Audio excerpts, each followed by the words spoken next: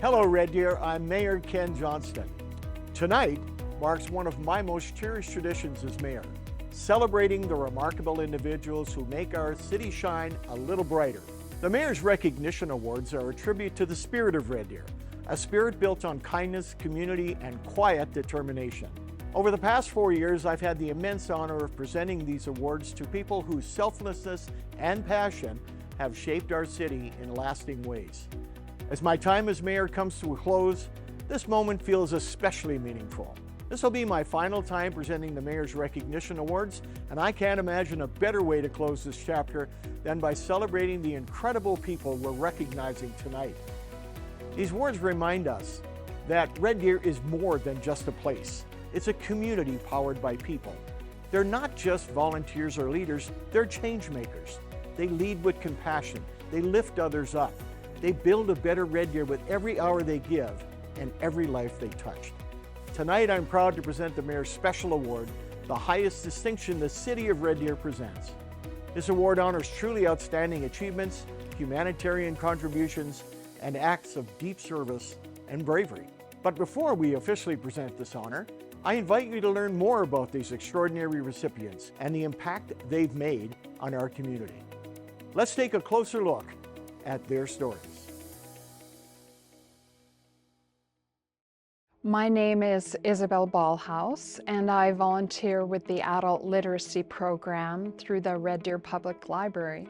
I tutor students online who are preparing for the CELPIP exam. It's a test that measures their listening, reading, speaking, and writing, and they need this exam in order to apply for permanent residency or perhaps citizenship. I also teach classes at the Red Deer Public Library downtown.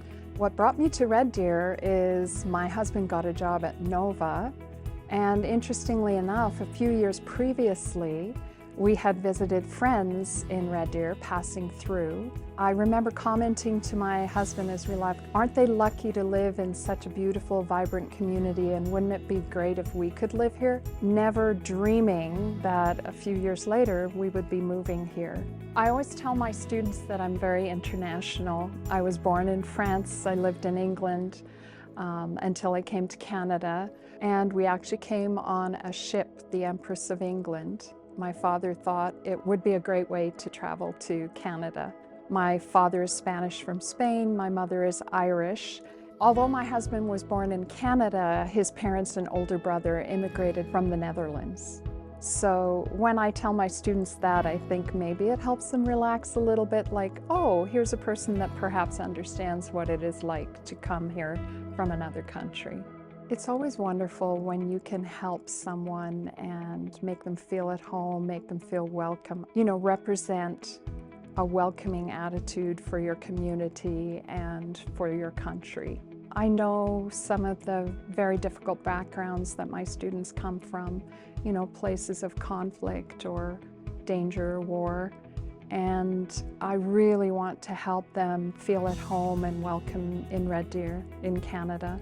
They work so hard to find a job, to make a life in Canada, to learn the language. There's so much pressure on them.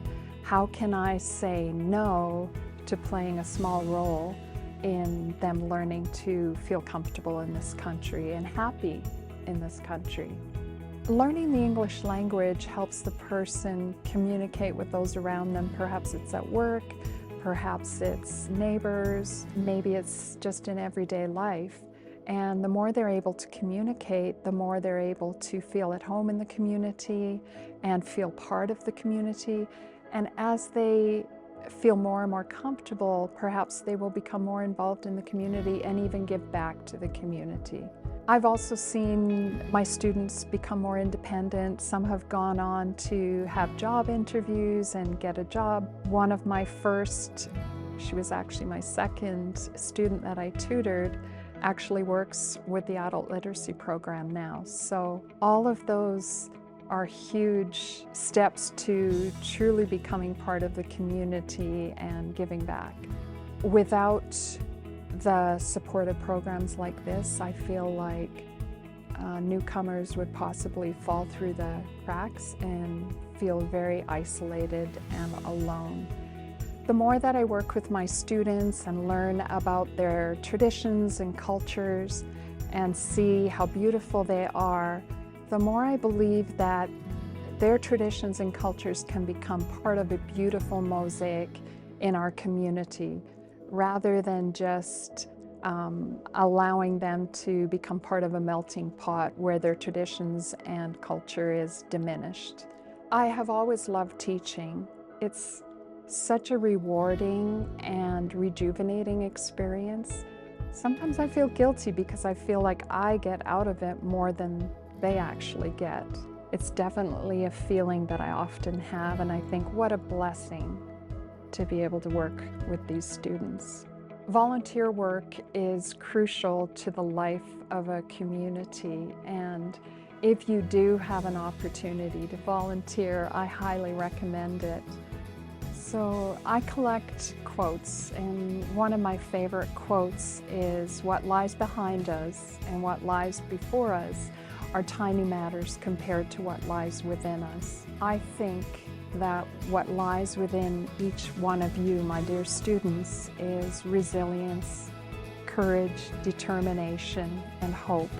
I am so grateful for having met each one of you and having the opportunity to work with you and learn about some of your traditions, cultures, and get a glimpse into your family and your life.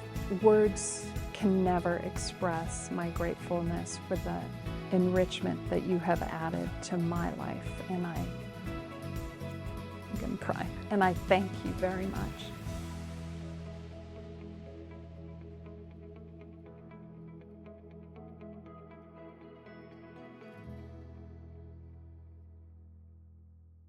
Hello, my name's Renee Clark, and I'm the General Manager for Red Deer Manor Baseball Association. Baseball runs deep for my family. It's something that I have always done when I was a child and grew up watching my dad. And as I moved to Red Deer and started my own family and my son wanted to play baseball, I got involved with the organization to give back. I wasn't born and raised in Red Deer, however, it holds such a special place in my heart. My son was born here, and Red Deer is home. I want to see Red Deer succeed and every sport succeed within our city. My favorite part about being general manager would just be working with the children. Our association has grown huge. I often say I have 900 honorary children now that my son is out of baseball. I love working with our Challenger program and just seeing the children progress. My inspiration from baseball definitely came from my dad. It is a sport that we shared together, a sport that he played, I played, he coached for me. It was just something that we connected on and has always been something very special to us. Giving back to the organization and the area that you live in is just something that came natural as well. My parents both give back to the community and always have, so I was raised to do the same. I've been general manager of Red Deer Manor Baseball for 15 years now. There are so many aspects of Red Deer Manor Baseball that I'm proud of, including the people involved, the parents, the players, our amazing board of directors. But a program that I hold special in my heart is Challenger Baseball. Starting the Challenger program was something that meant a lot to me and my past president, Lauren Bates. We wanted to begin that program prior to COVID, and then of course COVID hit and changed everybody's world.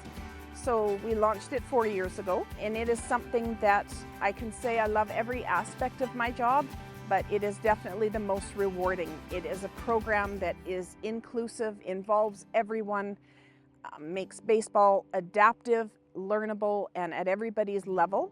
And I think what it means for the families and for the parents is that they get to watch their athletes compete in a sport. They get a little time off just to watch and have them kind of occupied and taught by somebody else.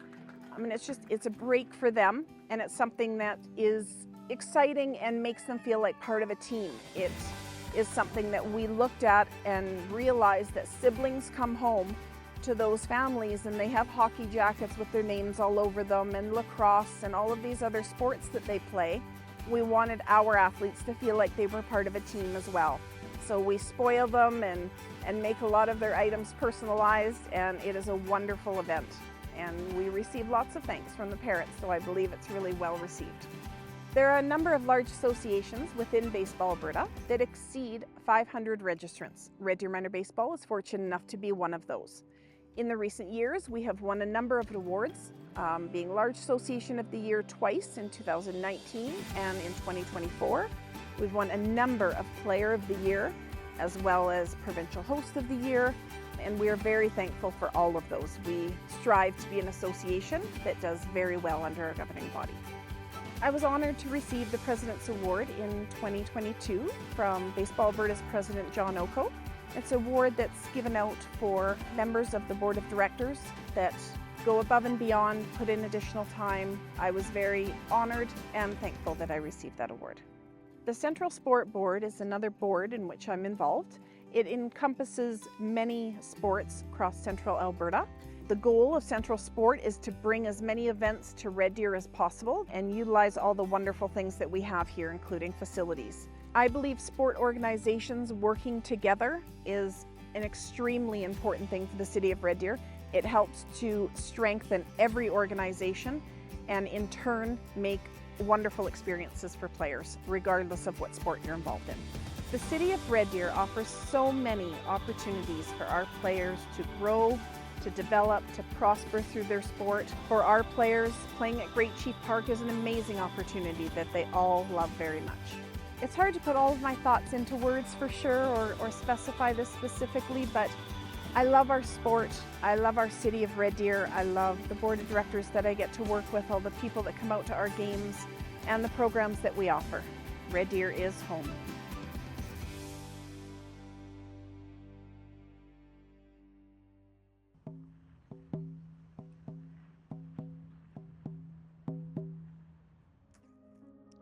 Tanse, Nisikason niya Linda.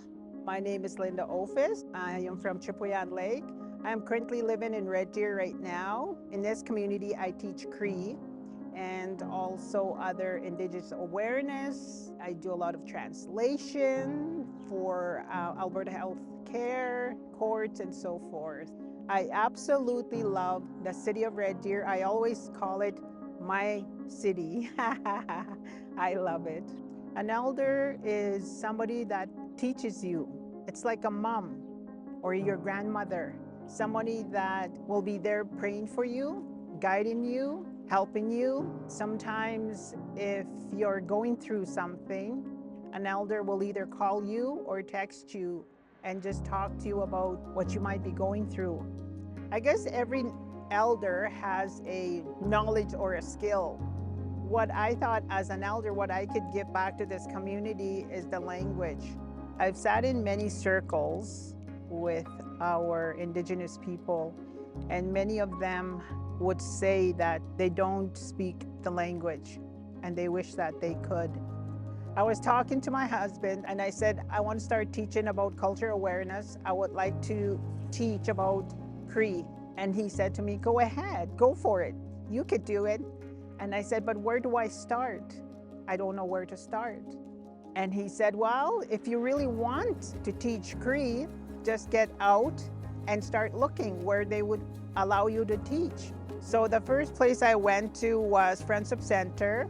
I asked them if I could offer Cree language, and they said, sure. And that's how it started. So we started offering Cree classes 3 times a week at the Friendship Center. And the students that were taking it, they said, we love this community that we have here.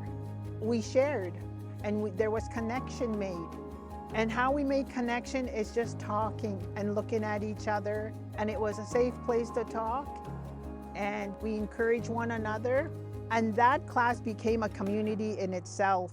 I have so many emails that I receive of people saying that they didn't feel like they belonged anywhere, or they didn't feel that they can say a Cree word because they weren't strong enough, or they felt they weren't sure where their identity was.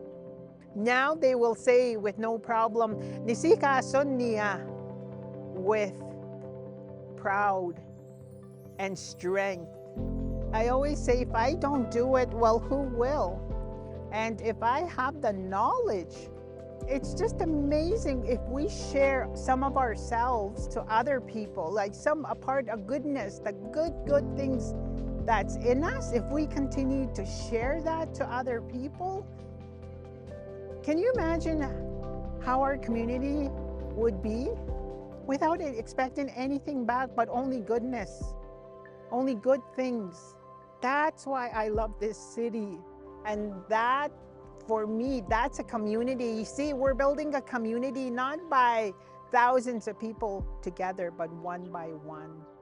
If you can connect those two and another two, that's a community being built in a healthy way. Because before there was barriers because of the language, now there's no barriers. I guess you would say it's empowering. You're empowering that person to speak their language. And I think if you could do that, empowering one person, another person, again, it's 1 + 1 + 1. When I look back, I know I made the right decision teaching Cree in this city, because I look at my students that have taken the Cree classes. They absolutely love the whole concept, the culture, and it all comes from the language again. They have a better understanding of their culture because of the language.